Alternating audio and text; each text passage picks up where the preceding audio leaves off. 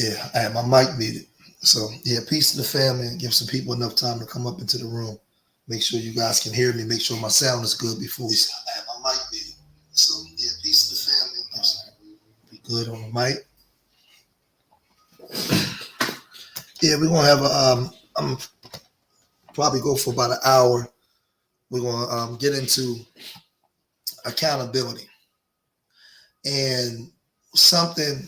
There's a lot of complaining that goes on in the black community. Across these YouTube spaces, you hear a lot of people pointing the finger at and jabbing at each other. A lot of arguing. People are monetizing people's pain, but there's not a lot of solutions, and there's not a lot of older people that's my age and older, that's taking accountability for the things that they've done and what we've passed down to the generations coming behind us, and what this generation today is passing down to the generation coming behind them. So it's like a generational thing, that's in a cultural generational thing that's being passed down. That was pushed on our community some time ago. And what I've noticed is in the black community, a lot of us don't want to deal with this term casual sex or things of that magnitude, because, and I'm stalling for a minute. I'm just trying to allow some people to come up in the room.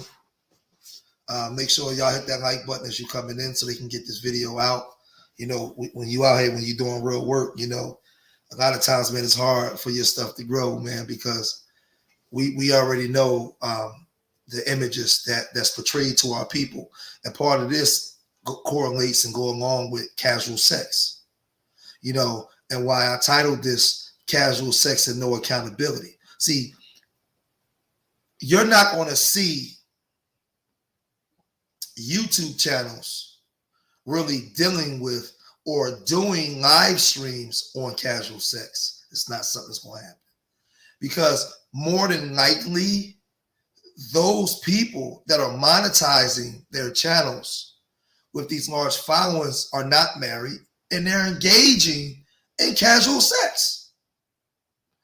And casual sex is one of the main branches on the tree that's destroying the black community.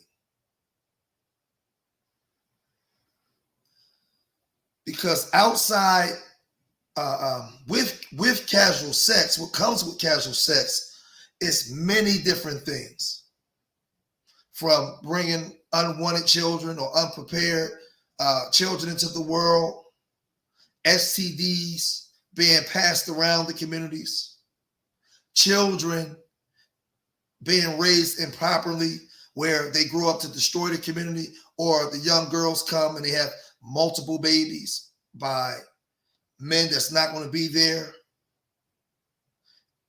This casual sex thing, is all over the place. It's in your music. It's in your movies. It's in the clothes you wear. It's a staple cemented in your mind to the point where you live your life based off of it. Your decisions is made based off of it. 90% of your actions that you do is based around acquiring casual sex. That's how powerful this conditioning is. And while the community is being destroyed from it,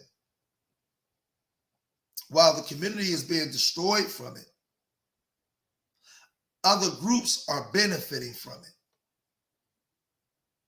Everything within the society is over-sexualized, to the point where it's over-sexualized so much that the black community begins to normalize dysfunction within the confines of casual sex. Hold on a second, y'all. Hold on one second. Let's get some people up in the room. Get up in here, y'all. Get up in here, man. We gonna build. We gonna build today. Hold on a second. Let me send this link out real quick. We're gonna build. We're gonna get at it. We're gonna get at it today. Let's get some more people up in this room, man. We out here. We need you. We need you guys to tune in. We need y'all support so the movement can grow. The movement can't grow if the people is not checking in. You know, the people gotta now. You know, it's time for the people to show and prove and be about. If they say they're about this work, they gotta show and prove. So we're gonna get it in. Hold on, I just want to send one more thing out and then we're gonna finish. We got about 22 people in the room. That's a lot for us over here. We're almost done. Shit. Almost done. All right. Here I come, y'all. All right, I'm back.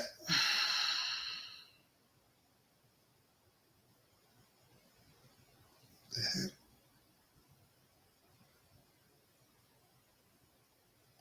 All right, yeah, we back.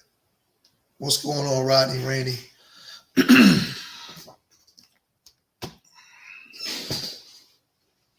And you know, when we're dealing with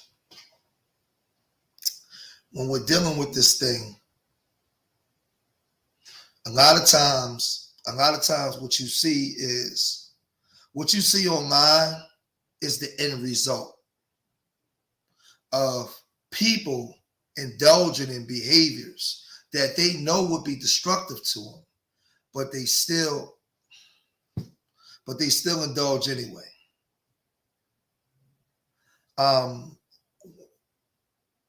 You know, people that come to our channels, we spend years talking about correction, talking about the need to better yourself, the need to take self-accountability and self-responsibility for the decisions you make. Some of you guys out there have been indulging in casual sex and casual behavior for so long. Matter of fact, yeah, let me pull that back up. I think I got rid of it by accident. Hold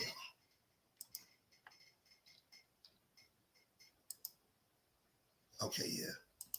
Some of you guys have been indulging in casual sex for so long that you don't believe that you're doing nothing wrong.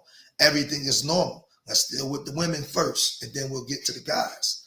A lot of these girls out here are experimenting casual sex with multiple sex partners. And I often hear women say, well, these guys got me pregnant and they just left, as if you want a reward because you stayed. No, there's no reward in that. I often tell you that when you're out here as a woman and you're engaging in casual sex, there's no guarantee that the man is going to stay around. There's no expectations put on that man. There's no sacrifice. There's no commitment that come with it. So you stayed because you're stuck with the residue or the seed that was planted in you. So you get no trophy for staying. What we did was we're indulging in behavior that's destructive. So right now I'm gonna focus on the women first, and then I'm gonna get over to the man side. So in these YouTube spaces, I hear that the men got us pregnant and the men are leaving the families and the men is that. But as a father, as a grandfather, as a black man married to a black woman for 18 years, coming from one of the blackest cities in America, Philadelphia, I'm telling you right now that a lot of you women engage in casual sex, but when the accountability and the consequences come with that, you don't want to be honest with yourself and the world, because it's embarrassing now that you're stuck with a baby. Too many times I ride past the bus stop and I see young women on the bus stop, disgruntled and angry, with a baby in a stroller and holding the hand of another baby. She don't have a good job. She don't have a car. And she don't have a man that's waiting for her to help provide, because she frisbeed the coochie around to whoever was going to get it. And then you see a lot of the women coming to these spaces today because they're older and now they're having to deal with the consequences and of their actions. They're disgruntled with everybody, and it's nobody else's fault. I mean, it's not theirs, it's everybody else's fault. But see, the thing is, we got to get to a place in a space where we can have a real live conversation about what really go on in the Black community. Because in these YouTube spaces, everybody's liars. Because if you ask the people on YouTube, if you walk to the average woman on YouTube and say, hey, was you a hoe back in the day? Or are you hoeing now? Every last one of them will say no. Where we know for a fact that as Black people in the communities that we come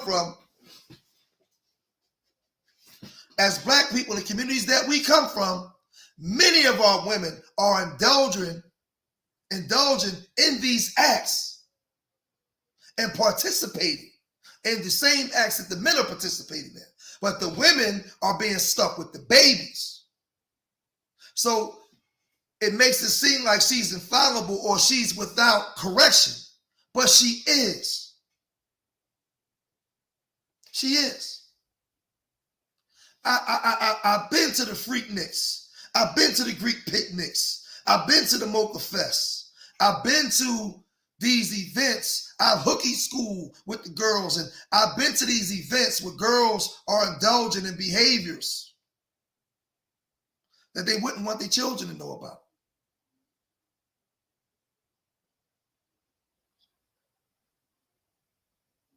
But see, the young girls outside will.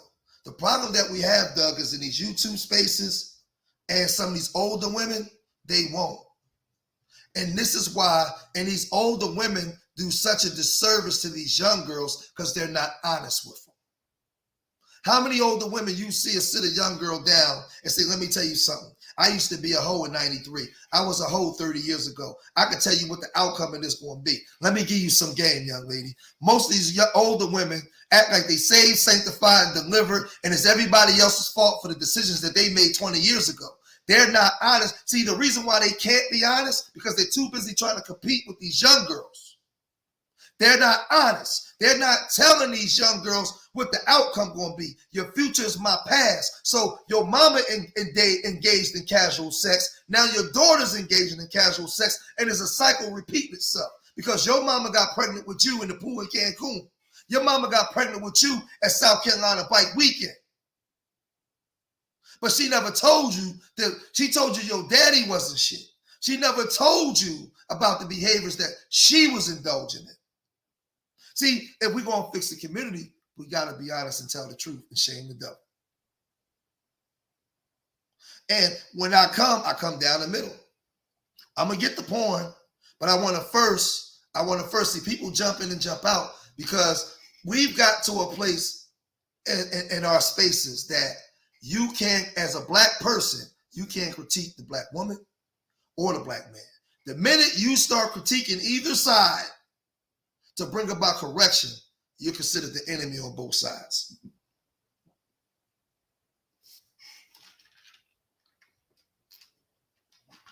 But when you come from a city, a Black city like Philadelphia, where we have whole Black neighborhoods, where we don't grow up around white people, where you got to drive for miles sometimes just to see a white person when I was growing up, unless you went across the bridge where white folks was over there, but we wasn't allowed to go over there at all.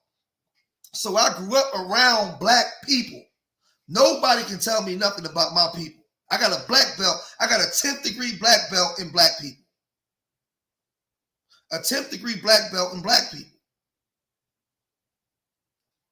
And I'm telling you, at my age, past 45, at my age, when I was growing up, not all, but a lot of the women in the community was dealing in casual sex and hoeing and running wild.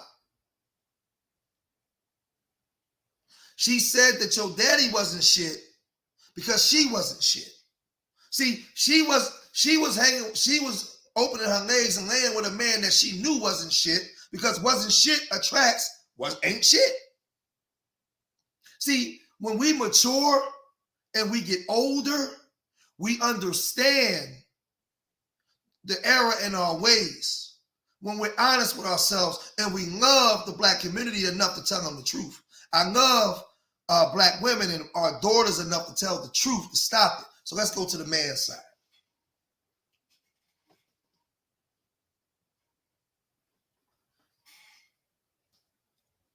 Men in societies are going to be either builders or destroyers.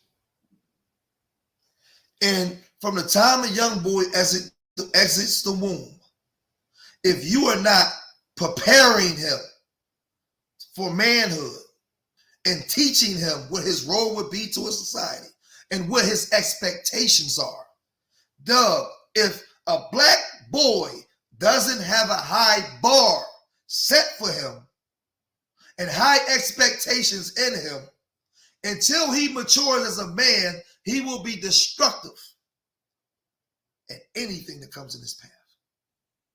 Because a wayward boy is 10 times more destructive than a wayward girl. And we've lost sight of this because most of these boys, men in society, was not raised. When you're indulging in casual sex, Doug, you're not thinking about legacy or commitment. You're not looking at this woman to say that this is the woman I'm going to spend the rest of my life with. You view all women as bottles that needs to be corked. This is something that's been passed down generationally for years. Shad. Oh, it's your birthday. That's what's up, man.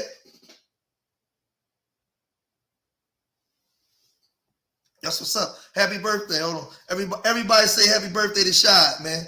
Everybody in here say happy birthday to Shad. Well, you 22 now, right, Shad? He down in Miami living his best life on his birthday. That's what I'm talking about.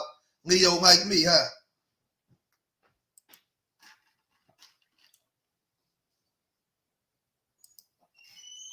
And when you train up boys in a community to view women as objects and piece of meat and not as the vessels that are used to bring forth your legacy, you have a destroyed community and a destroyed culture. I often say in my teachings, fathers, never let your daughters be the collateral damage of a young man's growth and development. I'm going to say it again. Fathers, never let your daughters be the collateral damage of a young man's growth and development. Too many of our young boys are not invested in. And they're running wild in societies. They're living casual lives. And they're running around spilling seeds everywhere. Go sit out on the block and ask the average young boy, what does he know about legacy? Where does he see himself 20 years from now?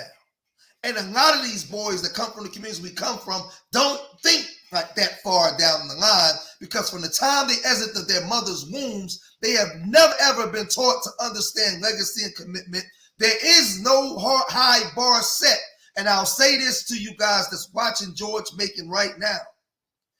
If you are a black man or a black woman and you are raising a son, I'm going to put the girls to the side for a minute. If you are a black woman and you give birth to a son, and you as a father and as a mother do not impart high expectations and a high bar for this young man, you will always be disgruntled as a black woman. Because the black woman's expectations and the black man puts him in a position of leadership. Her natural nature expectations in a man puts him in a position of leadership. But if you are not cultivating and raising this young man into a young boy into a man to meet those expectations and have a high bar, you will always be disgruntled with the men of your community. And we've lost sight of that. We've lost sight of that.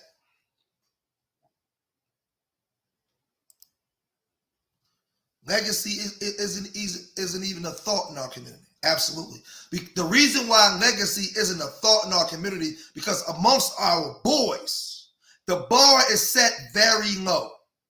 The expectations in a black boy and a black man is very low. So without high expectations and a high bar set from birth, legacy wouldn't be something that would be on the menu. They can only go as far as they can think. Right? Because what's been downloaded into their minds since the time they exit the womb is the conditioning of the dysfunctional culture of the community. He's not thinking about working with his brother to save his community. He's either traumatized and develops "I can't wait to get the fuck out of here" mentality, or he becomes the destroyer of his community. And engaging in casual sex is one of the instruments that's used in destroying himself and the community. A woman can only get pregnant once a year, but young boys can run around Philadelphia, Chicago, St. Louis, Milwaukee, Detroit, and get hundreds of women pregnant a year. Drop seeds everywhere and never be there at all to provide any type of protection, direction, and correction, sunlight, or water to watch that seed grow. Because from the time he was born, he was never taught. And the black man and black woman is going to have to understand how important it is to raise your sons.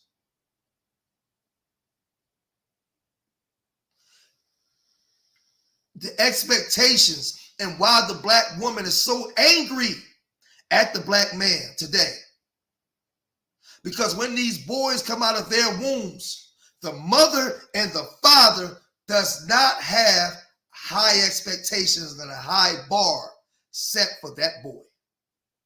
And they end up raising them to be a man that neither one of them are pleased with.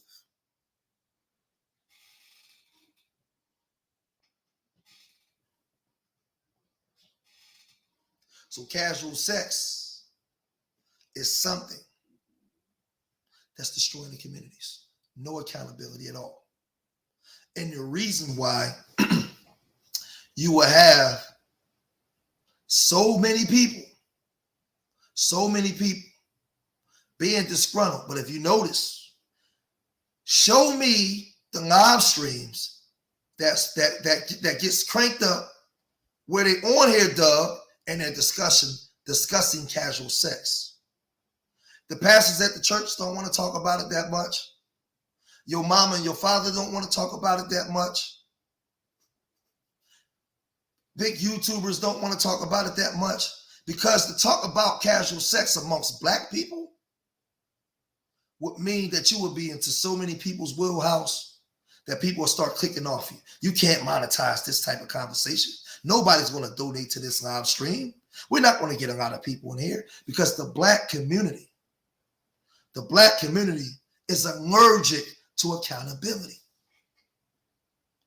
We have a 5th degree black belt and calling out other people's stuff.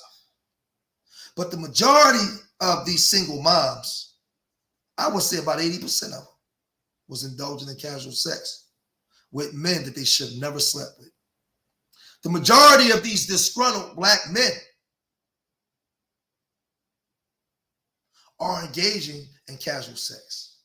I just had to get in an argument with one of my homeboys because he was mad at one of his kids' mom because she was taking him back to child support court to get more money. And he was calling her all kinds of bitches and hoes and everything. I said, whoa, bro. That's your child's mom. You got 2 kids by this woman. You slept with this woman and put your seeds in her. While you were still with your other baby mom. You got 4 baby moms. You got 9 children. You ever take accountability and assessment of your own behavior and the things that you were doing? Huh? You put your seed in all these different women. And guess what? You not with none of them. You're not in a relationship with none of them. And and I'm your homie. I love you, so I love you enough to tell you the truth. You got the audacity to be mad at them. And you talking about having another baby? This is the mentality of the black man. And the mentality of the black woman that'll lay down and still have a baby with this man. Because we've been taught that our masculinity is based on our sexual prowess. How good I can sex a woman, my masculinity is wrapped around that. So when she's mad at me or I need things done, I can just go give her the meat, balls deep, make her holler from here to Mars, and she'll go do what I want. And then the woman has been conditioned to believe that a man's masculinity, watch this, y'all, a man's masculinity is based on how good he can sex her and can he bring her to orgasm. If he can't, he ain't worth nothing. She's not looking at him for his production or how good he can produce and build. So because of that, because she's looking for the man based on how he can give her an orgasm, casual sex is easy. It's easy for her. Because she's running around searching for that magical dick, that magical feeling. Because she's been lied to within the societal norms that this is the way that you search for masculinity in a man. A man has been lied to where he's been beaten down so much and his bar is set so low. Hold on a second. His bar is set so low. His expectations is set so low that the only thing he feel he got to go on is having sex. So a black man to say, well, if I can't do nothing, I got this big thing between my legs. I can work this. I ain't good at reading. I ain't good at math. I never learned many skills, but if I can't do nothing, I can fuck. I can out fuck any man, any other ethnic group, any day. That's the way the black man thinks. That's why he puts it in his music. The black woman, she backs her ass up to it. She's so online, disfiguring her body for it. She's showing her boobs and her titties. She's doing all of these things for it. Because you've been told that your masculinity as a man is based on your sexual prowess. And because of that, casual sex is like second nature. And this is the reason why you won't see across black YouTubers having this conversation, because it will destroy the gender conversation. This conversation right here, when you have it in real talk, when you're being real honest with each other, when you're bringing out the facts of what actually go on in the community, if you deal with it in this way, it will destroy the gender conversation. It will destroy the pointing the finger, because it will make you point your finger within and what you've been told and the way you've been lied to and who told you how the conditioning of how you should operate as a man and woman with each other. You're not looking for the production in that man, because your expectations as a black man is low, but the expectations and the black woman on what she expects from the black man is low. It's very low. All he needs to do is to be able to sex me good. It doesn't matter if he beats on me. It doesn't matter if he's not producing in the manner in which he would. Girl, that man fucked me so good I can barely walk. I hear women talk like that all the time. To the point where guys go and say, can we have a real conversation? Can we talk real?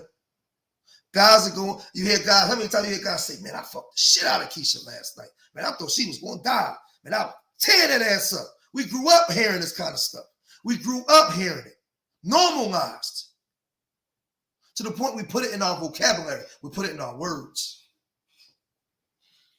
When you having sex and a girl want to turn a guy on, she tell him, hit this pussy. She say all kinds of stuff to him in sex in order to coach him on. Because this is what we know. This is what we know. This is what we've been told. See, I'm talking real language in real time in the way we actually talk. I ain't pussyfooting around, tiptoeing through the tulips, or doing all that to spare feelings. This is how we talk.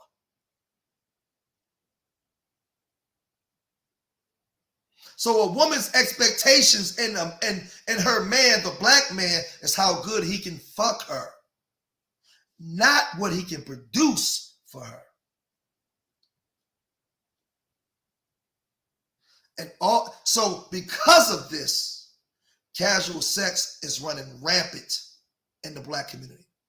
And most of you guys up there, if you hit the super chat, instead of hitting that, if you guys hit the Cash App, you see the Cash App that's going across the screen, and it's also pinned to the thing. You can see here, scrolling across here. It's Urban Nerds Worldwide. Because when you hit the Cash App, it goes directly to the foundation. The Cash App is hooked up to the foundation account. The super chat is not. So if you guys want to donate, I ask please that you hit the Cash App, $ Urban Nerds WW 2020. That's connected to the foundation. So you guys will be donating directly. Hold on a second.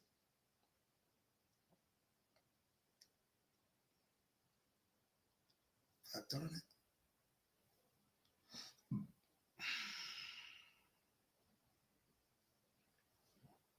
You guys will be you guys will be donating directly directly to the foundation when you donate through the Cash App or the PayPal or the Venmo through the website. If I got any minds in there, put the Urban Nerds website in there as well. You guys can help further this mission that we're doing. You know, I was out there yesterday with the mayor, the district attorney, the lieutenant governor, state representatives. You know, we were out there putting in that work yesterday. You know, the Urban Nerds, we've been on the ground, man, making moves. You know, Hakeem. Hold on a second. Urban Nerds Worldwide. You see Hakeem, we made Hakeem cool. But we out here, man. Hold on a second. Oh, shit. Oh, damn it. My computer, wait a minute.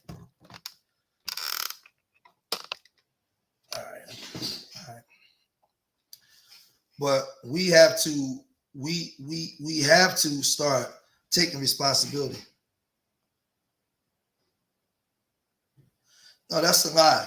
Hold on, let me put this up. This is a lie. And Scott Mosaic, you got to stop talking like that. Listen to me. I'm not dissing you, putting you down, but you have to stop talking like that. That's a crock of bullshit from the pit of hell. And this is a problem in the black community as well, where I hear our people, that's a lie. And you know it's a lie. This is the problem. And I'm gonna say, I'm gonna get my bishop mode. Let me stop cussing for a minute. Let me get praise to the Most High. Let me get my bishop mode.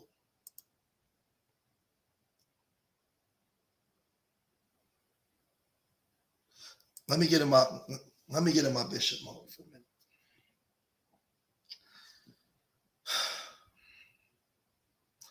In the black community, there's different dynamics going on.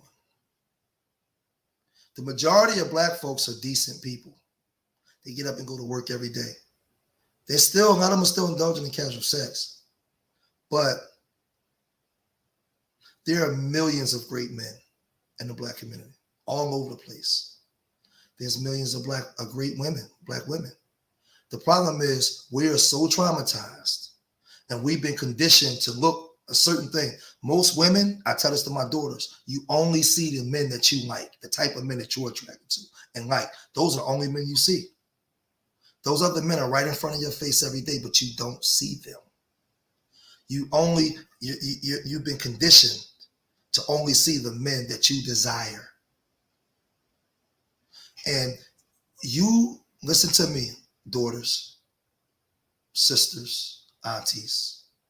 You have to reevaluate your upbringing and the way you've been conditioned to view things. And some of the things you like is going to have to be altered. You're going to have to change some of the things that you've been conditioned to be attracted to, because you are attracting things in your life that's telling you that that there's no good men. That's a lie. The good men are all in your face. They're everywhere. But because you have trauma in your life, you have setbacks and letdowns and poor choices based off of your conditioning and what you've been conditioned to think was decent. You have yet to look at yourself in the mirror and take self-accountability and say, self, I have to make some changes, because the things that I thought was attractive or decent have brought me to this place. And in order for me to get a change, I have to recognize this and start thinking different, verbalizing things different to bring about a change within the energy that comes my way. But guess what? The same applies for the black man. Over here, I don't go for that, because that's a lie from the pit of hell. That is a lie. There are plenty of black women out here that are great, and black men. The problem is you don't want them. You are not attracted to them. They walk by you every day. They try to talk to you every day. You see them on a bus stop on their way to work. You see them at the job. You see them at the gym, but you ignore them because you only see the men that you are attracted to. And black men, because you've been conditioned to look at all women as quartz that need screwing. So many of these good women come into your life, but you do them wrong because you have not matured yet into manhood, because you didn't understand what manhood and accountability and legacy was until you became an adult. Nobody told you about it when you was growing up. So, a lot of you guys are learning how to be a man already as a man. So in that process, you are ruining a lot of good women. And you are ruining your chances. Numbers drop. See that? Watch the numbers, Doug. Because we're dealing with too much truth here. I'm in your wheelhouse. I'm in your backyard. I'm in your mirror. With truth. Tell the truth, shame the devil. You have so many good women that come into your life, but you have not matured to a place where you can recognize what a good woman is. Because the minute you get that feeling down in that tingle, man, you need to make your move.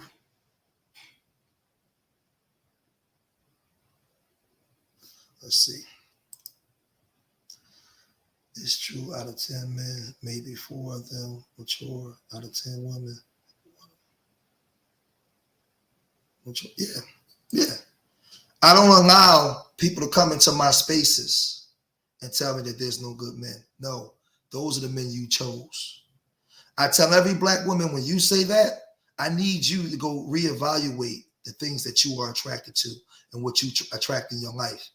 I need you. I'm going to deal with the women. I'm going to deal with the women's side first, and then I'm going to come over to the men. See me, married to a black woman 18 years. I raised daughters from the time they entered the womb and sons. So I'm going to deal with my daughters first, and then I'm going to deal with my sons. Black woman, when you come in my space and you tell me that there are no good men, I rebuke that. There are hundreds of thousands of them. They all in your face every day. You walk down the street outside every day and you get hit on by all kinds of men, but you only see the men that you are attracted to. They're the only men you see. You only see the men that you are wired in your mind to be with.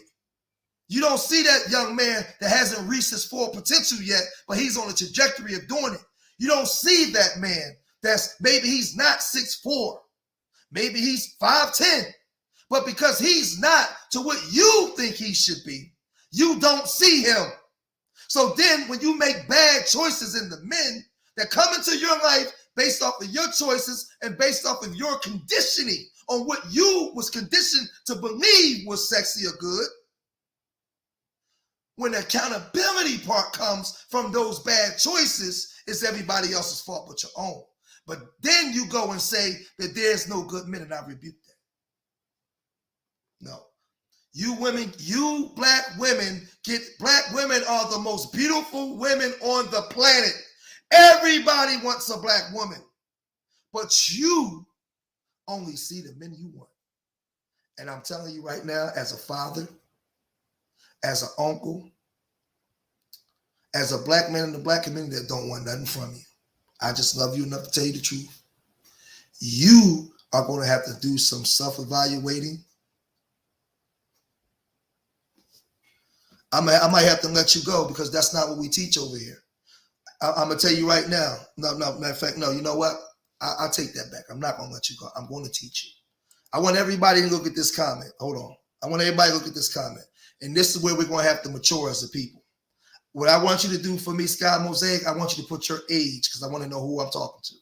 I want you, before I go any further to speak on your comment, I want you to put your age.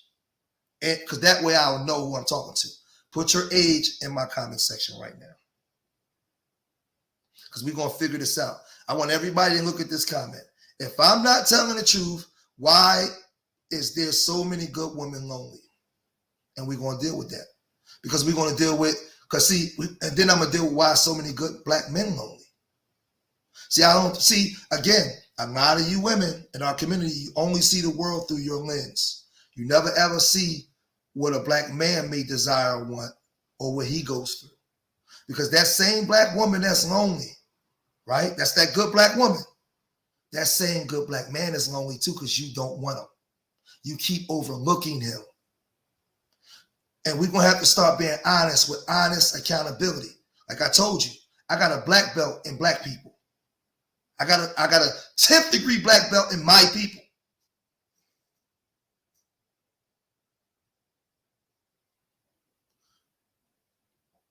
And that's right.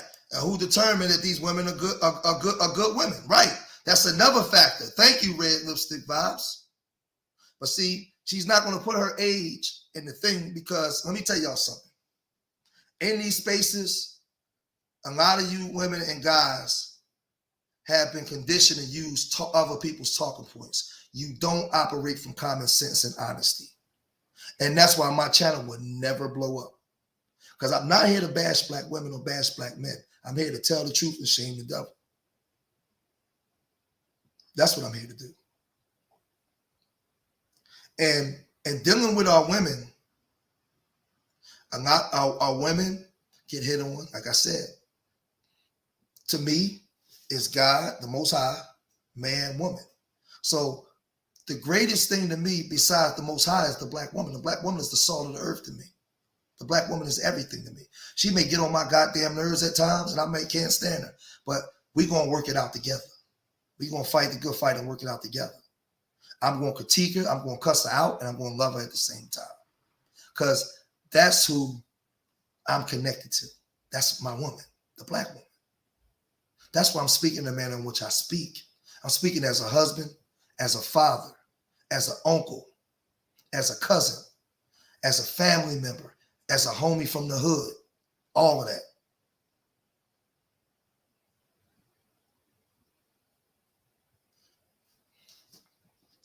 I asked you to put your age in there. Until you put your age in there, I'm not gonna put up none of the comments. We're not dealing with that. If you want to engage in there, I want to know how old you are so I know who you're talking to. If not, I'm gonna have to let you go.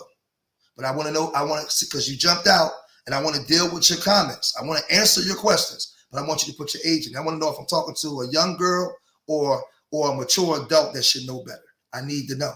I need to know who I'm talking to. Okay, you're 44 years old. And I'm going to be 100% honest with you. For you to put these comments in here at 44 is embarrassing. And I'm going to tell you why. And I'm not being disrespectful to you at all. I'm just being straight up. It's embarrassing. Because you lived a long enough life. You lived a long enough life to understand the rigors of life and the ups and downs of our communities and where we come from and the decision making. There's no way in the world you're going to come before me as a woman from the Black community and tell George Macon that everything that you did in your life pertaining to men and decisions around sex was the right decision. You was just perfect. Everybody else did you wrong. You didn't make no errors that might bring about some of the errors or issues you have. You're not going to tell me that. I'm not discrediting what's maybe some disrespectful or wayward men have done, but I'm dealing with the woman for a minute. And what I'm saying is some of our conditioning and the way we've been wired to view sex and relationships is what brings about our loneliness. And a lot of us are already getting into relationships already scarred, already beaten and battered. And we're bringing all of that trauma and drama into relationships. And the majority of our women, just as our boys, have never been trained. Right. So bad decisions. But those are decisions that you have to own. So you can't say that it's not a lot of good men or why are so many women lonely. No, you are a woman at 44 that made bad decisions that you have to own. And once you begin to own these decisions and take inventory about listen to me, Sky. Once you start as an individual person, start to take accountability for your own decision makings and reevaluate the things that you've been conditioned to be attracted to, you'll start to bring about a different change and different result. Our women and our boys have been lied to. I say it again. Most of us make our decisions based off of casual sex and sexual prowess, not production. Because in the Black community, the expectations of a Black man and boy is very low. So the pickings that a lot of these women are picking from is picking from a low expectation aspect. And this is why so many of you are so disgruntled. But this is warfare. Now, but see, we're not talking about that. Nobody said bitter. Stay on, when I'm saying stay on topic, don't infuse words that's not being used. I want us to stay where we at so you can stay with me. Once you start saying bitter, that's not me, you get emotionally connected to that and you lose my message. I need you to listen. Forget bitter. We're not dealing with bitter. I not one time have I said bitter. I'm not claiming bitter. I'm dealing with our decision making. And I want us to understand that the way, not just you, Sky, George Macon, my wife upstairs, Red Lipstick, Riz Marate just coming in, Shad Killings, a lot of our early decision making in life as young people have been shrouded in trauma, drama, and conditioning that brought about the dysfunctions that we experience that make us say the things that we say. And we have to get to a place where we start owning those decisions, taking responsibility to make sure it don't happen again, and make sure we don't pass it down to the young girls and young boys coming behind us. Now let me go over to the guys. Let's go to the guys. Because I see in these spaces, a lot of these guys are saying, the Black woman is out of control, and the Black woman don't listen, and the Black woman don't want to take accountability.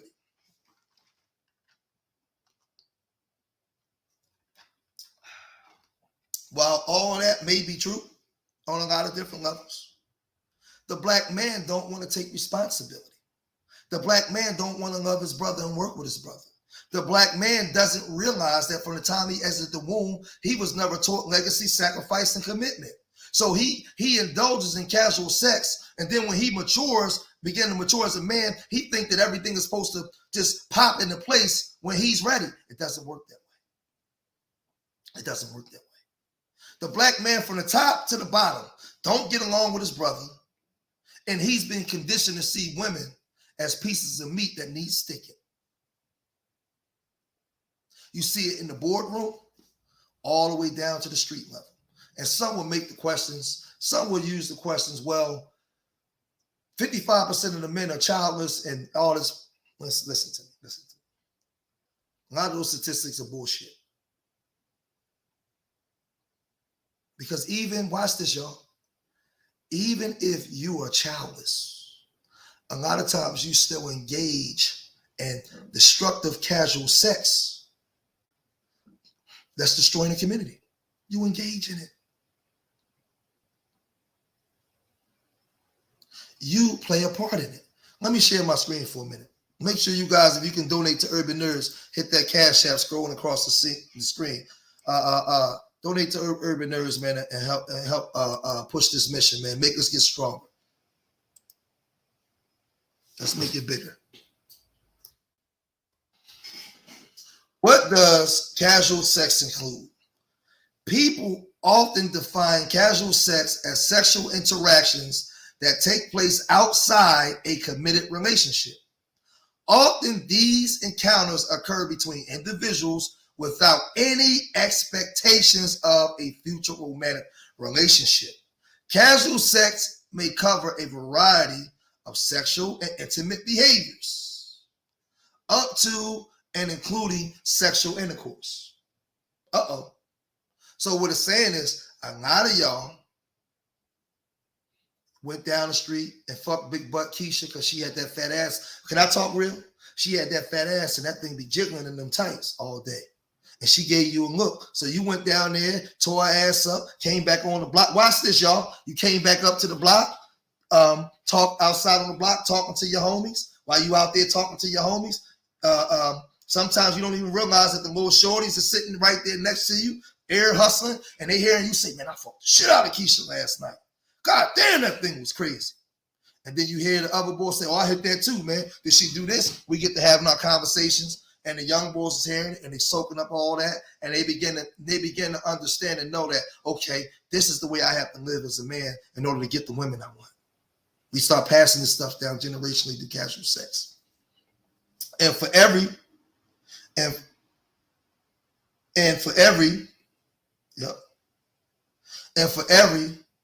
man that's called a dog, I need you women to know there's always an available coochie somewhere providing a service. This is where the term bitch came from, because you was calling a man a dog, so he called you a bitch, a female dog, because you was engaging in the same act I was. I'm a straight man. So if I'm running around, jumping from bed to bed to bed, there's an available coochie waiting for me. That's playing the same game I'm playing. We're doing the same things. The problem is because you get stuck with the baby, you like to lie and hide and say, I'm not doing it, but you are. We're all doing the same things. And I'm telling you, if you force people in these spaces,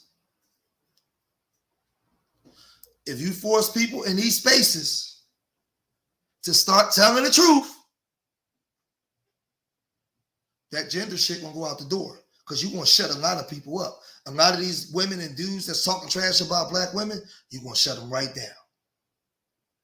Because then they will have to be honest with themselves. Let's get into it. Sex is the most illegal form. Sex in its most illegal form is a major struggle for just about every race. Culture and ethnic group on the planet Earth today. However, the issue of sex, especially casual sex or recreational sex today, is a major battlefield for most African Americans with far too many economic explosives.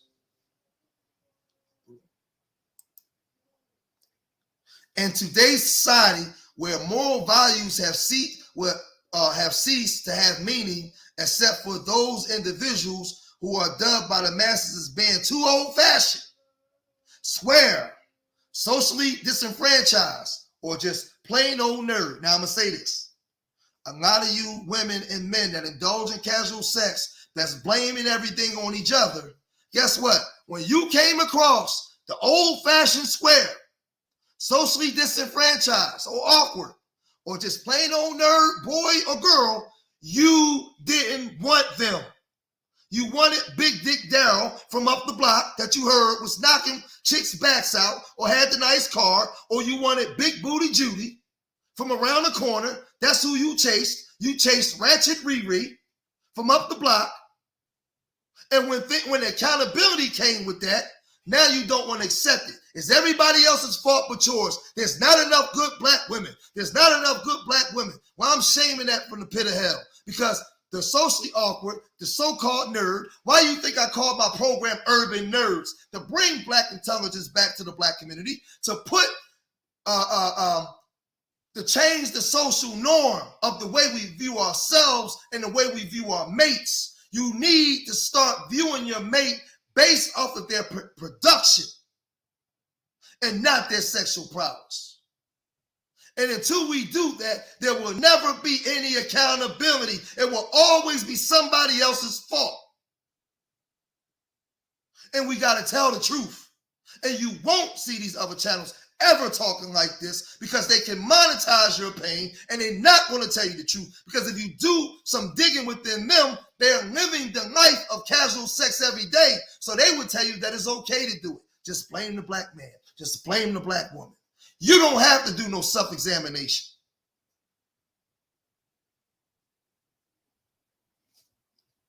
In today's society where moral values have ceased to have meaning, except for those individuals who are dubbed by the masses as being too old-fashioned, you don't want him or her, a square, you don't want the square, socially disenfranchised, you don't want him or her, or just a plain old nerd. You don't want them. I got a 5th degree black belt in blackology. I graduated from Negro State University. Nobody can tell me nothing about black people. I have a PhD from Negro State University. I know my people.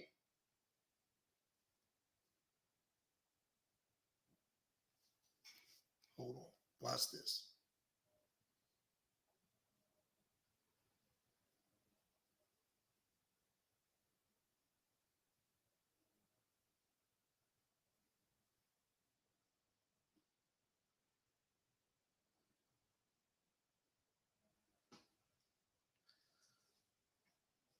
I have a master's degree in blackology from Negro State University. If I don't know nothing, I know black people. And I know when the young girls are young, they looking for the real niggas. Where the real niggas at? Where Big Dick Daryl at? I don't want Kenneth. I don't want to date Kenneth. Kenneth is corny. Kenneth is too nice. I heard Daryl got a big dick. Girl, Keisha was messing with Daryl. Man, I heard about Daryl. You see that nice car Daryl got? You see that ring Daryl brought? But Daryl got 10 kids. You don't care. You want Daryl. You go get Kenneth later on in life when you start losing some of your youth. That's when you want Kenneth or Kenny. You don't want Kenny until Kenny becomes something.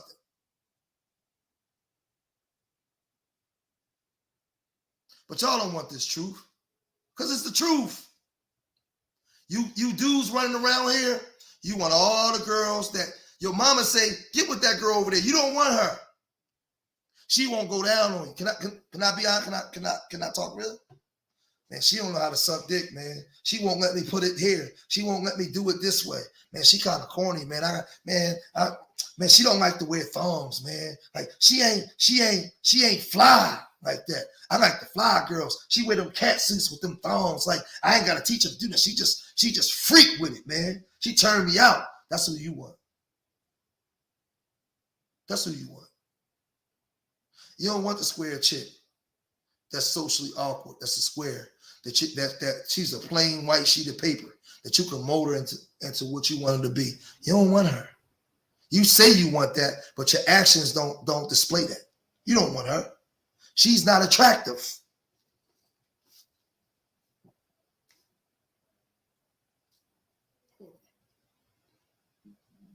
She's not attractive. Hold on a second.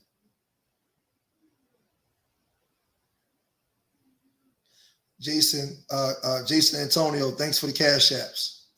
Thank y'all so much for the cash apps. Every time you guys support the cash app, it goes directly to the foundation. You guys are supporting my nonprofit, Urban Nerds. If my mods can go to my website and put the website link in there too. Matter of fact, let me do it because you can also donate through PayPal or Venmo.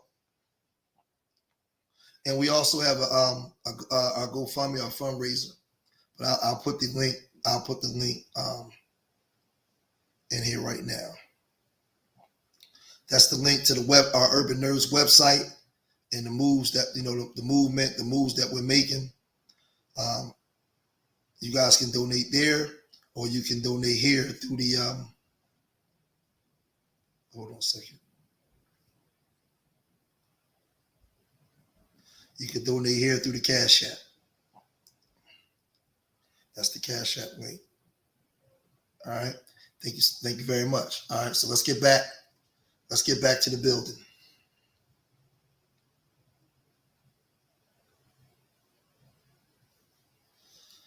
Let's get back to the building.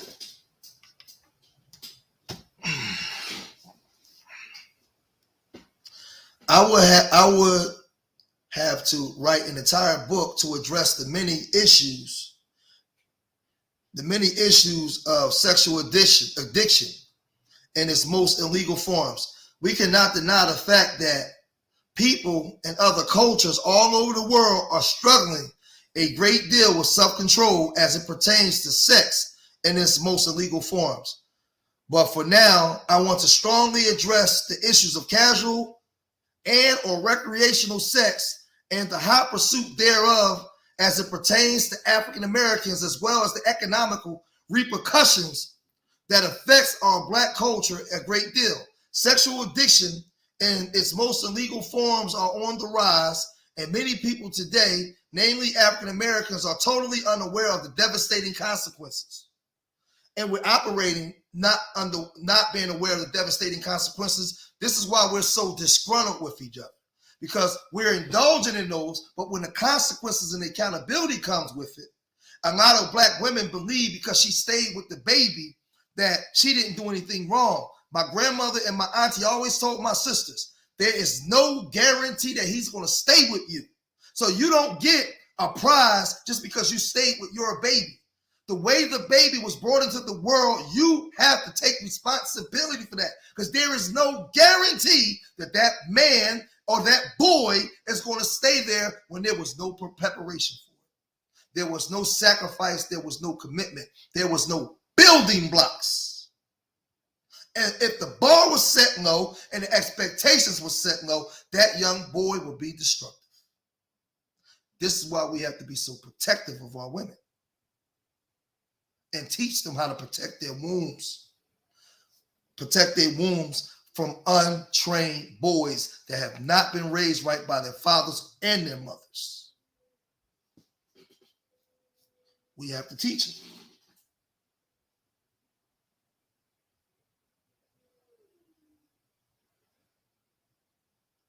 What did that say? You said you saw what I put in the chair.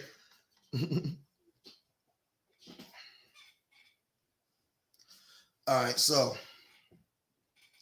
this includes the money we spend on clothes, booze, clubs, cruises, trips, hotels, motels, drugs, fragrances, jewelry, makeup and hairstyle, etc., in preparation to indulge in casual and recreational sex.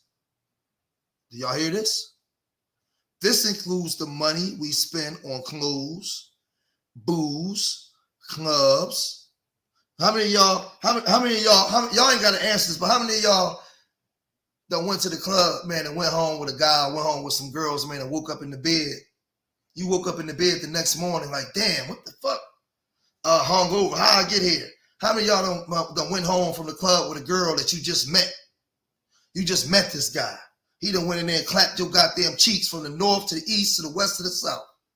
You don't even know him. No expectations. You just seen he had a nice car, or you saw she had a fat ass. Oh, that's nobody in here though, because Black people, see, when we have these conversations, Black people are perfect. No, it wasn't me. I don't know, George. I don't know nobody that does that kind of stuff. Wink, wink.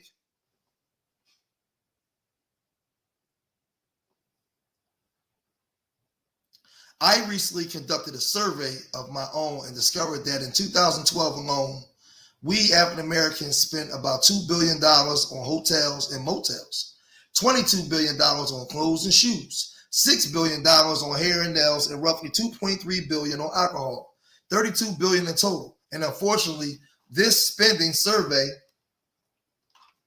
was focused on a very small time window, which started around Friday at 3 p.m. and until Sunday at 5 p.m., during which time period casual sex is at its highest peak. So from 3 p.m. to 5 p.m. is when in the mornings when casual sex is at its highest peak. Remember, this survey does not include the rest of the week, and to my surprise, in such a small time frame during the week, the men and women that I surveyed managed to spend $32 billion. Just imagine the economical impact $32 million will have on our homes and communities if we were to invest that kind of money towards education alone for our young people.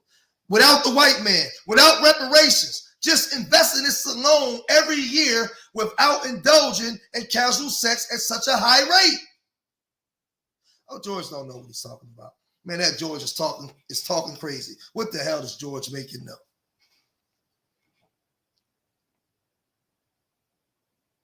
We'll have all our communities if we wasn't, okay. As well as for our seniors who cannot read or write. Just imagine how many jobs we will be able to create for our own people within our communities if we were to invest $32 billion every year back into Black businesses.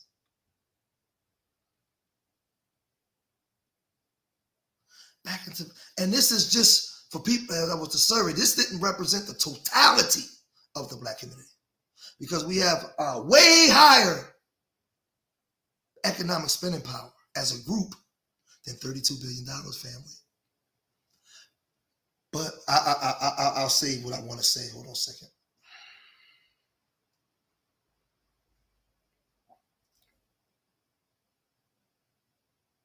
I can't say that word, but Tia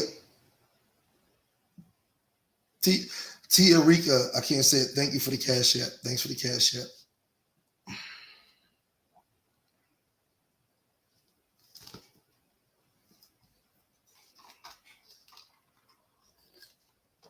Not only are there harmful economic consequences for casual sex and or recreational sex, but the game of lying, lying, sneaking, denying, playing, delaying, STDs, and hordes of unwanted Black children usually become the norm for most males and females involved. I'm going to read this again for a lot of you gender war fighters that don't want to take responsibility for casual sex that you all engaged in that's destroying the communities, but you pointing the finger at everybody else. Not only are there harmful economic consequences for casual sex and or recreational sex, but the game of lying. Let's deal with lying. How many of you guys out there, you cheat on your woman at the drop of a hat like it's nothing and go home like nothing, like it meant nothing?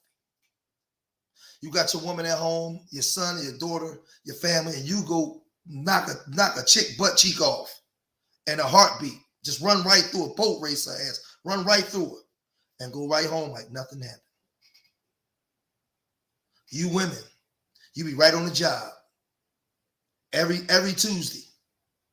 As soon as you get off from 3:30 to 4:30, you right over Big Dick Darrell house. He clapping them cheeks from the north to the south. You go right back to home to your husband like nothing happened. Because you with your man, because he take care of you, he pay the bills. But Big Dick Darrell, he's able to tickle that fancy. You got him for something else. You got Big Booty Judy for something else. And you in your house, your whole relationship is a lie.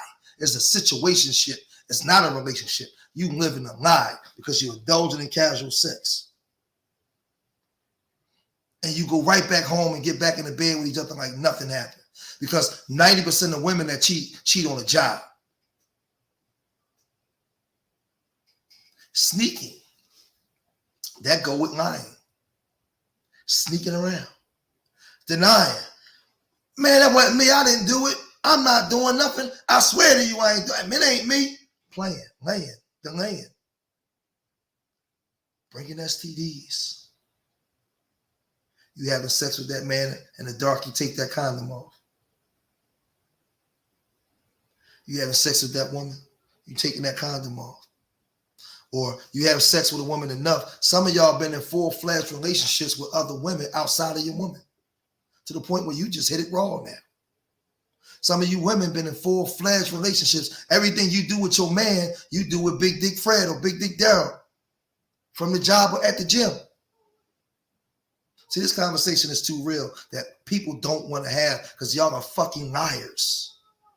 And that's why I can't stand this so-called B1 talk and this pro-black talk, because the first aspect of it is self-improvement and being honest with yourself.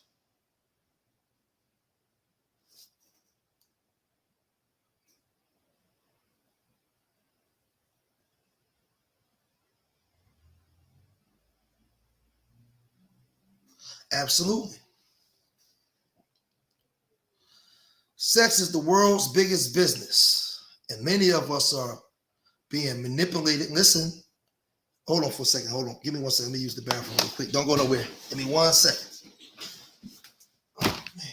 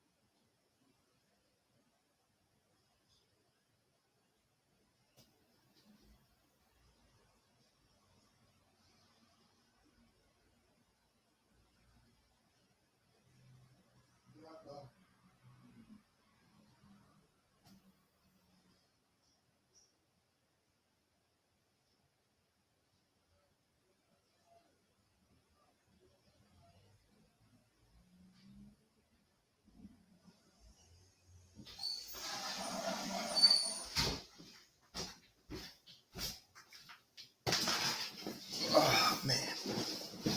All right, we back. We back.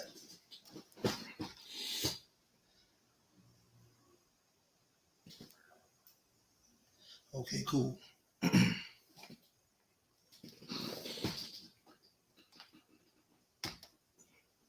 This there I must have. Oh, yeah. Big Booty Judy, Ratchet Riri, Big Dick Daryl, and Sport Coat. Yeah, that's who y'all girlfriend's cheating with. Big Dick Daryl, Sport Coat, and your boyfriend is cheating with Ratchet Riri and Big Booty Judy. Yep. All right. I know. Hold on. Sex. Yeah, Sport Coat. Sport coat over there knocking your girl back out, man. She in there lying to you. She in there, she like you because you good enough to have sex, bringing an orgasm. You nice to her. You don't put your hands on her. You take care of maybe the child that came with her. You put a child in there yourself. You're a good guy. And every good part about her loves you and want to be with you. But that other side that she has that's still connected to the world, she's infatuated by Big Dick Daryl and Sport Coat and Lonnie. She oh my God, Lonnie? Man, she loves Lonnie from up the block. The OG, yeah, she loves Lonnie. So she'll cheat on you with Lonnie or Big Dick Daryl or Sport Coat. But she gonna come back home though. She gonna come back home to you. She gonna love on you, but she still gonna do her thing. See, these is real conversations, man. Because this stuff happens every day for real. We already know what you dudes do. You dudes are so connected to casual sex. Like, you have casual sex the same way you drink water. You black men. You indulge casual, and it's just easy as drinking water, as breathing air. All you need is a time and a place to cheat and indulge in casual sex. That's how dysfunctional you are, because your bar and your expectations are so low.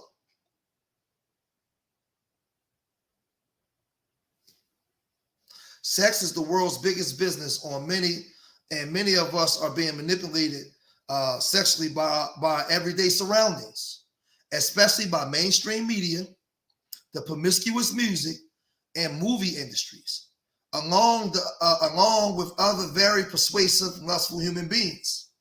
I know this will be hard for us to swallow, but I strongly believe that total abstinence from premarital, casual, recreational sex, including masturbation, will definitely help us to gain a great deal of self-control over that thing between our legs, and more importantly, the precious possession we'll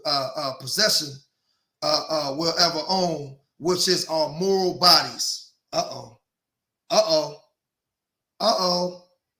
of y'all don't even own your moral body. You frisbee your body around like it's nothing. You have no respect for your womb or that piece between your legs, because you flop it on the crap table. You frisbee that coochie around to whoever you think you like. It just gets passed around like a frisbee.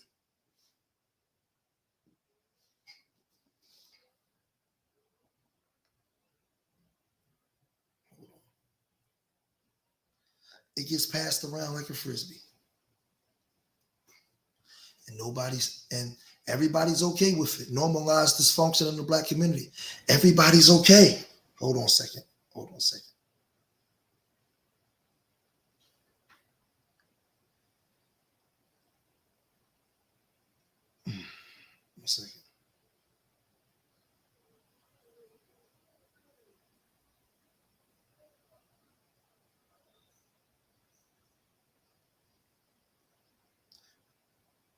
All right, I'm back.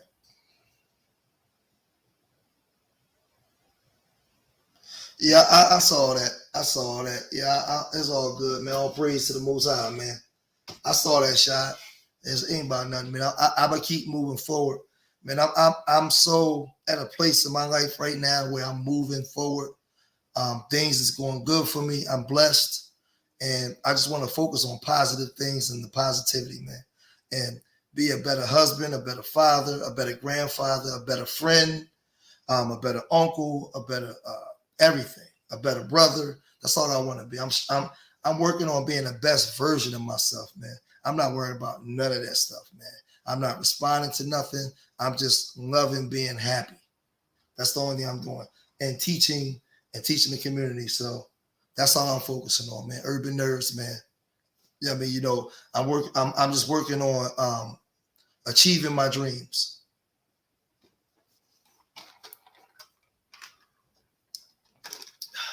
All right. And it says that the most precious possession we'll ever own, which is, I don't know why I keep sitting that back over there, which is our moral bodies. It will also allow us to better prioritize and control the black dollar. As a race, we have been turned out by the modern society and made to be lustful sex machines, very eager to perform on every cue with just about any and everybody. I don't think that that's nobody in this chat room, though. Nobody that's watching George Macon right now is not ready to just jump and perform with just any and everybody. I don't think that that's everybody in here. I don't think so. It should frighten us that our children today are extremely way ahead where we were at their ages. I strongly urge us to spend more time, more quality time to study and to teach our young people some of the basic morals and principles of human sexuality that we ourselves neglected for so long. If you notice, right, this black woman that's doing this live, that's doing this interview, that's writing this, she is not pointing the finger at the black man or the black woman. She's pointing the finger at the behaviors of the black community, period. She's not putting it on one or the other. She's talking about our dysfunction as a group. It's called accountability. It's called growing up. It's called growing up.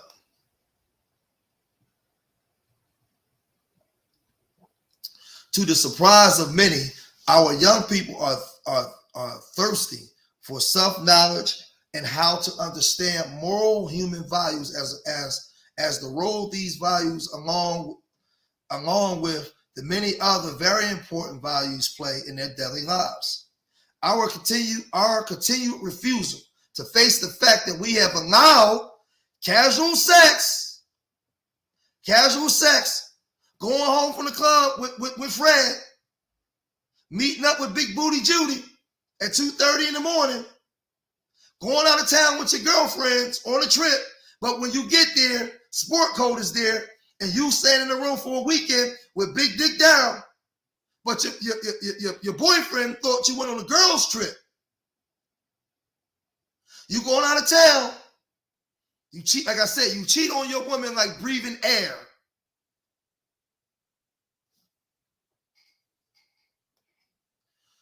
To control many of us to the point of losing our spouse, family, friends, careers, businesses, ministries, communities. Listen to this.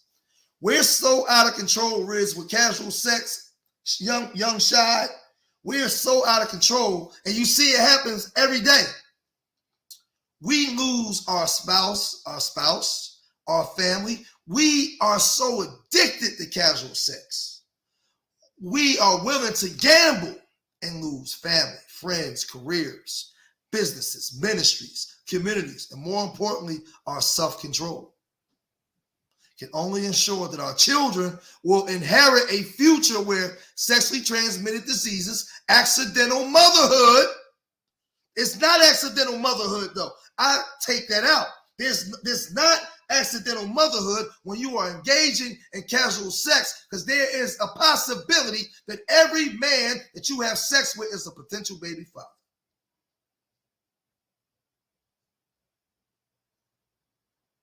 Deadbeat fatherhood.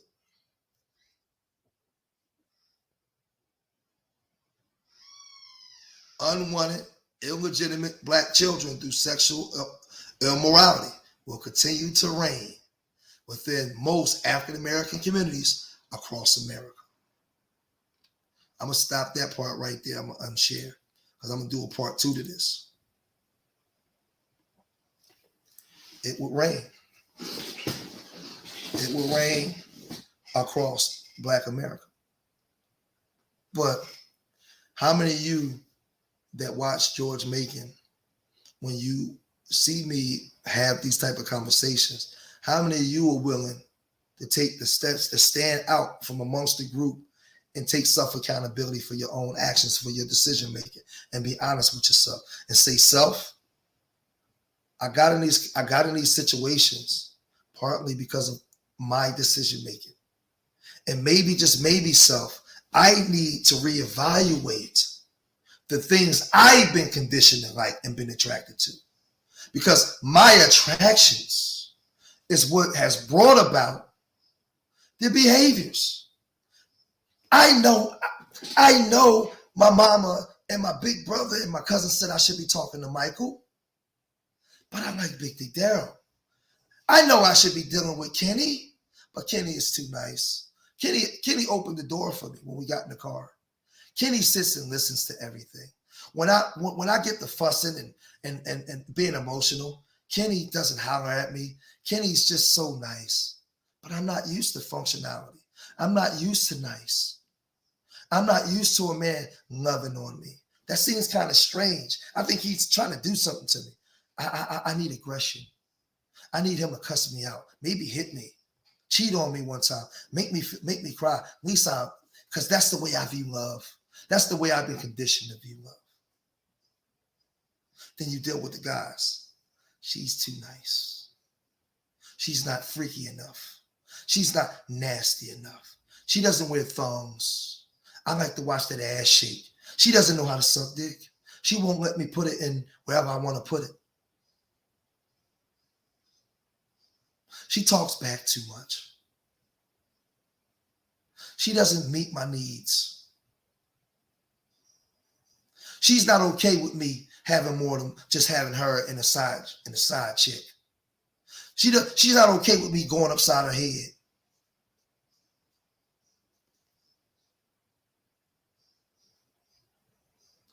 We get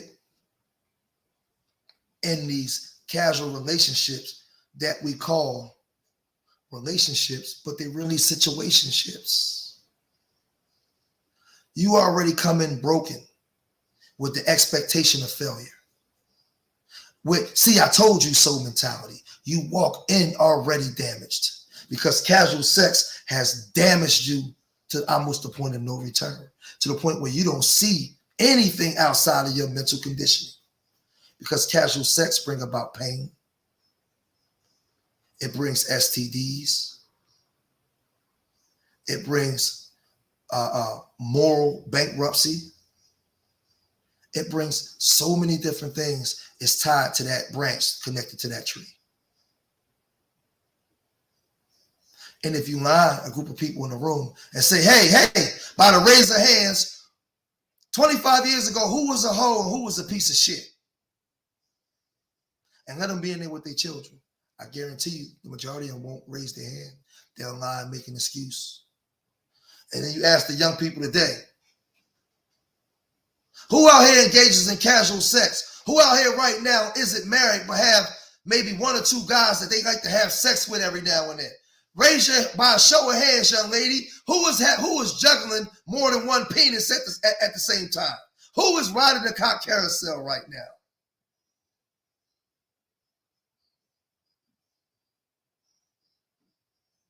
You're not going to get that type of honesty because it has to be everybody else's fault. Look at the guys. The guys brag about this type of behavior. These are the conversations that need to be had. But what I'm asking is, tell me if I'm wrong. Am I wrong? Where my brother Doug at? Where's Shad at? Do y'all see other YouTubers making videos about calling out casual sex in the black community? Am I? Because I don't see it. Am I misguided? Am I wrong? Do you see big YouTubers or YouTubers doing videos calling out casual sex in the black community? Somebody tell me in the chat room. Is it being talked about? My brother Doug, who I know and respect as a brother in his YouTube spaces, he's on all the channels. So when he says no, I believe him. These channels, listen to me, you are being hoodwinked, bamboozled, and manipulated for monetization. They will never, ever talk about or condemn casual sex, because if you do, you will have to do away with the gender war.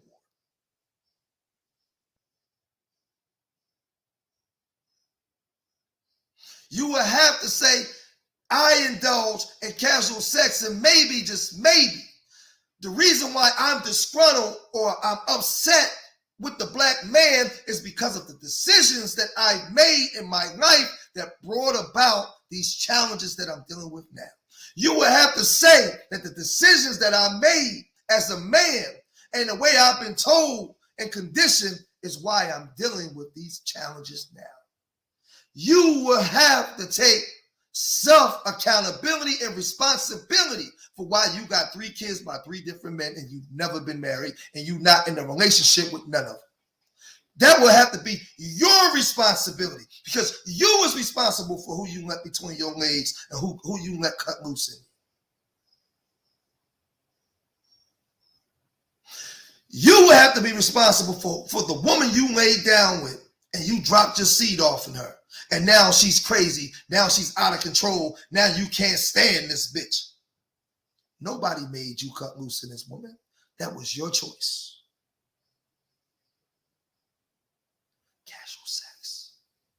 I'll say it again. Casual sex.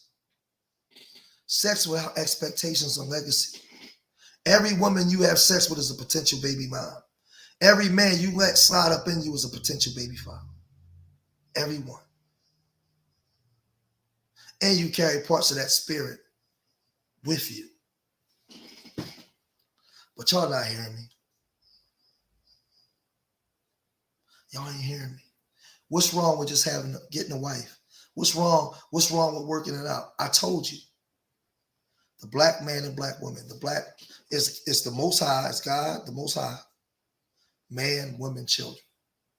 The greatest thing to the black man outside of the Most High is the black woman. The black woman is the salt of the earth. The black woman get on my nerves. I can't stand her, but I love her. I'm connected to her. There is no other woman but the black woman. That's who I see. That's what I know. So as much as she get on my goddamn nerves, we gonna work it out. We gonna work it out. Because next to God is the black woman. Next to God, black woman is the black man. We gonna work it out. The black man get on my goddamn nerves, but that's my brother. We gonna work it out. We gonna figure it out. We gonna figure it out. It needs to be talked about. This is why I consider many of the channels butt pain. They resolve in racist issues rather than getting down to the nucleus of our issues carried out from enslavement. I agree. There's that word, accountability. Uh-oh.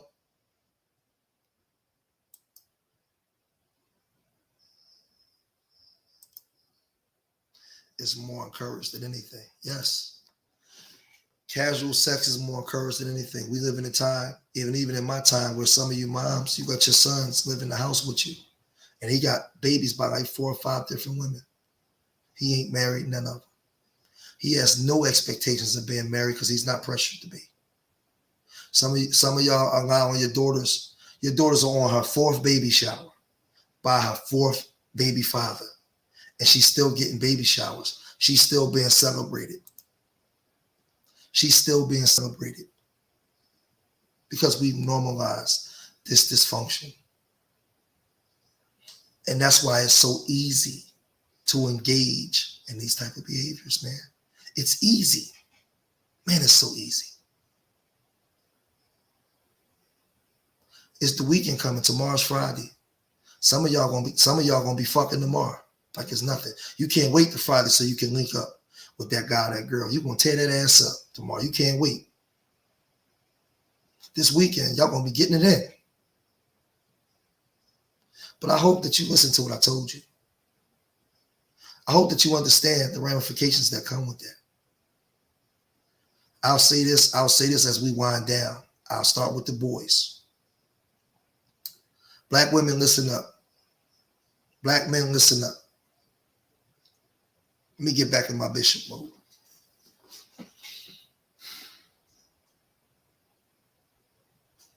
From the time a young boy exits the womb, if you are not raising him to understand legacy, sacrifice, and commitment, you should, when you name him, you should name him with a name that means something in his expectations. Because the very thing as a woman that you require from a man puts him in a leadership position. The reason why you're so disgruntled and unhappy, as free as you are today, because the men are not meeting your expectations, because from the time they exit the womb, you and the man that you laid down and had this baby with are not preparing these boys to be men. These boys that you are raising, you wouldn't date yourself. And that's an indictment on the community as a whole, because the expectations that should be expected in a young man, he should understand legacy, sacrifice, commitment. When he see a woman, we're visual creatures, we see women, but he should see sacrifice, legacy, commitment. Understanding what his role is to the community that he's placed in. And if from the time he exits the womb, if he's not taught that, he will be destructive with anything that comes in his way. He will run through your daughters like 40 going north. I said again, And I say in my sayings, fathers, never let your daughters be the collateral damage of a young man's growth and development. Again, fathers, never let your daughters be the collateral damage of a young man's growth and development. Too many young boys are learning how to be men when they're already men. So they're practicing being manhood as men. And they're making all kinds of mistakes. And guess who they're making them with? You, black women. Because as mothers and fathers, you didn't make the proper preparation and lay down with the right person to have this boy to raise him right. So now you're disgruntled with the boys that you raised.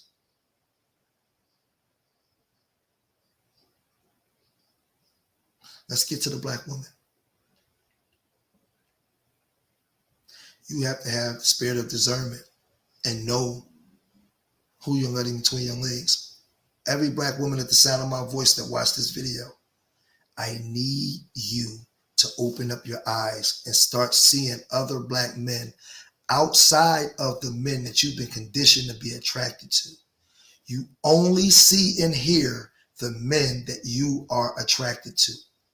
You have to do some self-reevaluation and inventory. You have to look in the mirror and say, self, I need to take inventory and look at the things I've been conditioned to be attracted to. And I need to make some psychological changes and some physical changes.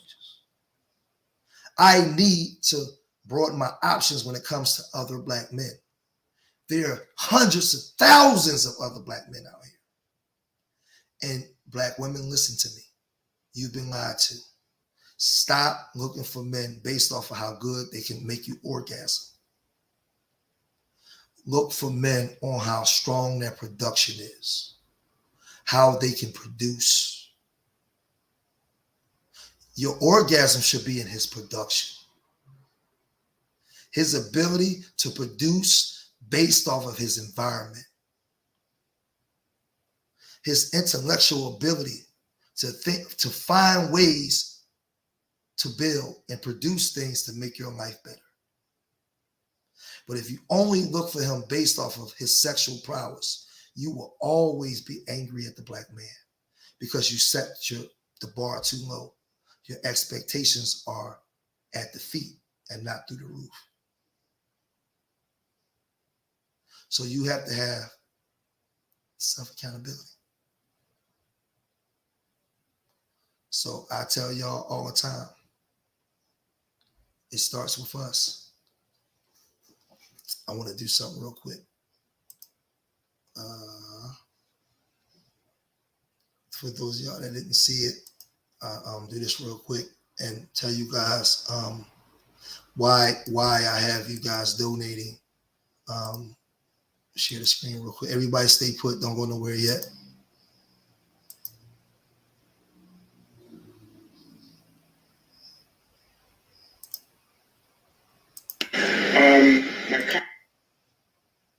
As to why I have you guys donating. Before I pause it, now I want to say this for my hardcore viewers, people that's been watching me for years. 3 years ago, I told you guys I was coming with my nonprofit called Urban Nerds Worldwide. First, it was Urban Nerds University, but we had to change the name into Urban Nerds Worldwide. And it's been a long road in the process, and we're still fighting a good fight, and we're working on building this thing and making it into a worldwide thing with chapters set up amongst the cities. I told you, B1, Black First is self-improvement. I'm far from perfect, but I'm striving every day to become the best version of myself, to be better, to be a better everything in life. And one thing that we always say is you keep your promise and you keep your word. And I told you guys that we was going to create this nonprofit. We was going to go out into the communities and we're going to do the work. And we're going to do the things that's necessary to bring about change within the confines of the communities that I come from. And then we're going to create a consciousness in the movement and begin to let it grow. But we need the support of my B1 people. But let's look at something that happened yesterday. And it's a failure of mine, and it's a failure of government in general, which is that what we don't have up here are some of the incredibly important people in the community who are doing work on the ground every day that makes such a difference. They are being erased in this process, And I'm going to have to go off script for a minute. TJ, get up here. Yeah, get your dad up here. Come on, let's go. Where is Kazar? Come on, Kazar. Come on up. Come on up. All right, well, I'm not going to give you guys microphones, but I want to give you credit. Come on up here. Now, real quick, talking here, this is Philadelphia's District Attorney, Larry Krasner. This is the State Representative, Vincent Hughes. This is the Philadelphia Police Commissioner. And over here to my right, what you can't see in this video, right here, you can't see in this video is the mayor, Larry Krasner. But I'll show that in a minute. So listen, I want to make sure that you understand that some of the people up here do incredibly important work every day. They do it for free. They do it in a way that government cannot do it. Kazar is irreplaceable. This young man and his pop are wearing the name of the 501c3 they operate. Urban nerds, not urban shooters. Feel free to interview them after we are done today. Feel free to hear what they have to say. What they have to say is that it's all about young people being smart and making smart choices, and those smart choices steer them away from gun violence. And I'm very grateful for the work that I see every day being done in the community by people who deserve our support and who really get it done. Now, gentlemen, if you'd be kind enough to stand here with me, and I'm only saying gentlemen because you happen to be men, there are plenty of women doing the work as well. But if you'd be kind enough to stand up here with me, I want to let State Senator Hughes come up here and bring the house down, and then we will move on to questions. Senator Hughes? There you go. Thank you. Of course. Again, to repeat the thanks. And put them down. Don't turn. We're going to rush to, which is what everybody here has been doing. We're going to move to the problem with additional resources because we're not giving up. We believe in our people. We believe in our people. So I wanted to show this video. I wanted to show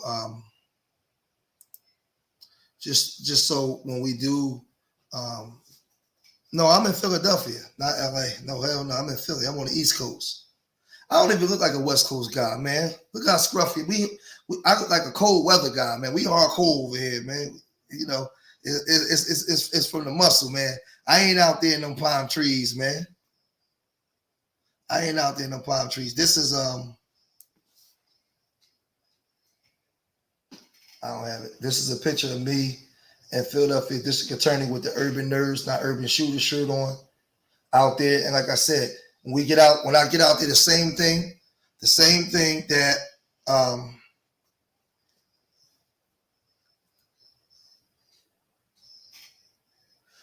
thing that's Mayor Jim Kenney. That's me and my son. You see, I have my son with me. Like I said, it's about self-improvement. We go out there and we understand the system. We work with the system to get the resources we need to bring it back to our people, to suit the needs of our people in our communities. We go and we be the spokesman. We step out and we choose to step out and do things. Y'all know the same thing. Matter of fact, let me show y'all something. So that way people don't get it twisted or misconstrued.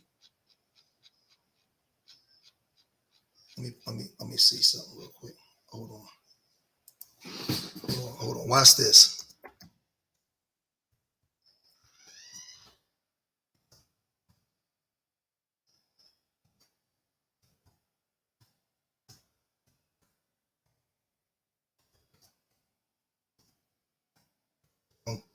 So watch this. Here we go. Yeah, come right up. Better wake up, man. Because I was hearing little rumblings of people saying that the stuff that I talk online when I'm offline, I don't do that, which is a lie. Because this is me 2 years ago. This is me 2 years ago in the trenches, out there at the protesters. White people gotta speak up. White people gotta say something. It's not us. It's your sons that's dying every day. See, it's not the act that he put his knee on that man's neck. It's the mentality. Because a black life don't matter. A black man's life never matter in this country. Never. They put our fathers in jail in the drug trade 160 years, while white people was admitted bringing that stuff into our communities. If there's so much racism, how can a black man go into those countries and get drugs when everybody hate a black man? Everybody's racist against the black man, even white Latinos. So how the hell can we go down there and broker drug deals? Use your brain. They put that shit in our community, man. They admitted it. They put it in our community in the 70s, the 60s. Black policies must matter. If you're not getting policies pushed specifically for black people, not people of color, specifically for foundational black Americans. Black policy matters. Black policies matter. In the 1964 Civil Rights Bill, the Jews became a protected class based off of our fight here. The Immigration Act of 65, immigrants came here based off the blood of our ancestors in the street fighting and dying. From 1877 to 1977, we averaged 77 hangings a year. Over 4,000 hangings, and only one person went to prison for it. We got over 4,000 cold cases. Now I want y'all to look at this, right? This was during the riots and everything, when everything was popping off across America. I wasn't on YouTube. I was out in the streets educating the black people and checking those white folks that was out there saying, defund the police, Black Lives Matter, where I knew that all that money was being allocated to their nonprofits and none of that money was going to come back to our communities. I was out there. So everything. So if you see me with my nonprofit working, everything that I tell y'all, I go outside and tell it. I don't have to tell you. I can show you the footage. This is old footage of me in the trenches, checking white folks and speaking the language to our people in this country. So you tell me Black Lives Matter, they hung black men in their goddamn uniforms. They cut their penises off and made postcards and gave them to white women. They set black men on fire alive. And you mean to tell me, even when a black man and a white woman together, they call it an interracial relationship. That's racist in itself. You mean to tell me we ain't human beings? We didn't make that shit up. White people made that up. Racist white men made that up. So we gonna tell the truth. Let's tell the truth. You want to protest for us? Protest to your people. Are you afraid to be kicked out of the powerful white infrastructure? Are you willing to lose everything from my black ass? Huh? Come on, bro. You can go home and be white. Let's go. Are you willing to lose everything for me? I'm pausing right here. Right here is my son on the front lines from day one. My son is getting a front row seat and he's watching his father.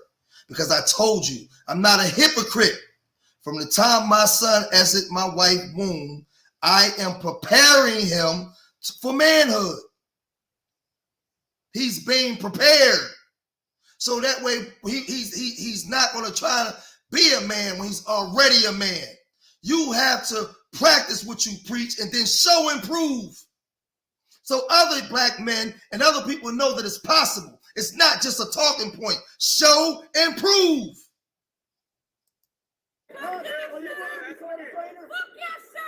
Are you willing to be called a traitor to your own people for me? Fuck yes, sir. Huh? Fuck yes, sir. Okay. Well, I've heard it before. I need to see it in action. We need to see it in action. I need to see white people in all the municipal buildings across America without us. Fighting on behalf of black people. That's what I need to see. You can't tell me you sorry, not just believe it. Because you tell me you're sorry and call me nigga next week when you see me with your daughter. I'm sick of the nonsense. I don't fall for the bullshit. Come on. Santa Claus is white. Jesus is white. All the inventors is white. When I was a kid, I was taught to be subordinate to white because I never saw myself in a position of greatness. My teachers was white. Y'all better wake up and understand what's going on, black man. You know why, black man, you don't seek power? Because you've been conditioned to sit under the foot of Mr. Charlie. You don't seek power. You seek jobs. Other men come here and seek power. That's why our communities is in dysfunction. We need power. Fuck money. Power comes from money. We need unification and power. Black families united. Black men, black women together in a climate that's anti-black family. You don't have to be afraid of being black. You want to be everything but black. You want to Becky. You want to get with Tom because now you can move up in the world. Fuck all of that. Get with a black family and build black family. You see what I told him? Fuck all that. You want a Becky, you want a Tom. Fuck all. We ain't doing that. What I talk about here is what I talk about out there. I don't start tucking in my shirt and start talking all proper because white people come around. That's not the way I was raised. I don't view white people as something greater than myself, the way we've been conditioned to do. I don't play that. Families and strong black communities. Everybody in this country is race first, but black people. Race first don't mean that you hate anybody. Race first just means you care about your people. That don't mean that you hate white people. There's nothing wrong with being pro-black. Ida B. Wells was pro-black. Mary Bethune-McLeod was pro-black. Paul Robeson was pro-black. Benjamin Hooks was pro-black. They all was pro-black. Do you understand our inventions? We invented cortisone. We invented the first gigahertz chip. It's a black man that owned the 3 patents and the 9 patents of IBM. We invented damn everything that moved the 21st century. From the traffic light to the damn transmissions in cars. That come from us. The fucking car key. Anything you can think of. The propellers in boats. Black people created that shit. The freezers. The frozen freezers that they drive around in trucks to take to your stores. That was created by a black man. We created this stuff, but they never told us our history, and we never got our just due for our inventions because we were still property. And so you ain't fighting for proper representation of us and our economics. You ain't my ally. I know my history. We invented the GPS system. We invented the first home alarm system. Damn, everything they used came from us. We never got our just due. We never would have needed reparations. And we made it. We made it at the time when we was being home. They wouldn't even let us in the universities. Y'all better wake up, man. They talk about liver cancer. Dr. Leonidas, a black man, discovered how to cure that, how to fix it. Not cure it, but how to understand how it works. Brain aneurysms. Black doctor. Black doctor. You black boys need a frame of reference of your greatness. Nigger culture is not black culture. Nigger culture is not black culture. You know who the first niggas was in this country? White people. They was the ones doing drive-bys. They was the ones hanging people. They was the ones putting people on plantations. It wasn't us. They told you was a goddamn nigga and put you in prison for the same shit they did to us. And made it a multi-billion-dollar industry. The same shit they did to us. They did to us. They put us in prison for it. Right. So let me ask you a question. What makes white America psychologically fit to govern black people? Have they ever been psychologically evaluated? How do they get to be our doctors, our judges? They just come and say, hey, I'm sorry for what we did to you. They don't have to judge you. You can't read racism. Racism is American culture. It was built off of America. You can't breed it out. You gotta punish them severely. We gotta become a protected class. You call me nigga, it's a hate crime. You push me, it's a hate crime. Because I don't know what your intentions are. I'm afraid. If I'm walking down the street and 3 white men are walking down, I should be afraid. How come you afraid? We don't have a history of hanging you. All of a sudden, if I get on the elevator and a white woman's there, how is she afraid? They've been calling the police on us for hundreds of years. They switch it around. It's psychological warfare. They make you believe that you something you not. That's why you always forgiving them. They can go into a goddamn church and kill 9 black people, and we forgive them. They would never forgive us if we did that. Y'all better wake up. Y'all better wake up. The time is now. The ancestors has opened the door. The spirit of Oshun is here. The spirit of Obatala is here. The ancestors are speaking. Y'all, it's time to stand up and know your worth. We said we ain't playing basketball no more. We ain't playing the NFL no more. You know what happened to this economy? We always move the economy. But they make you believe that you got to be a part of this fabrication to survive. I want y'all to remember something before I close this out. In our communities, all those immigrant groups don't vote for nothing that you vote for. And it's not just about hate, it's capitalism. If black people ever got themselves together, how would they make money? How would they survive? So they are not your friends in the system of capitalism. They need your dollar. If we start having self-pride and building our own stores and not shopping with them, white people never wanted them in their communities. That's why they put them in ours. I've been talking this immigrant shit for years. All this new stuff with the Africans and everybody, I was already doing this. But like I said, I don't get 100 people in the room because we deal with real self-improvement and we go do the real work for real. Don't nobody want to do it. So when you come over to my channel, it's self-improvement. It's doing the real work. I have expectations in my people, high expectations. I said the other day I don't have expectations, but I was upset. But I expect great things from us, man. I want us to be better. And if we took our $1 trillion spending power and put it back in ours, those groups wouldn't make no money. We created the American dream for the Asians, the Arabs, and they call us niggas too. They put nothing back into our communities. We made it so their kids can go to the best schools America has to offer. They come here poor, and they live the American dream based off the black dollar while we live in desolation.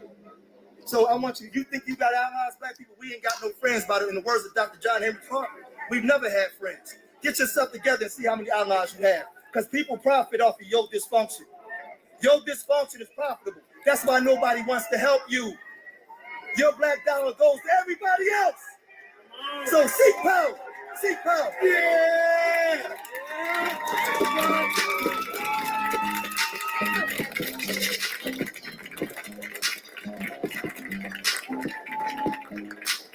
So that was me. That was me doing the shutdown.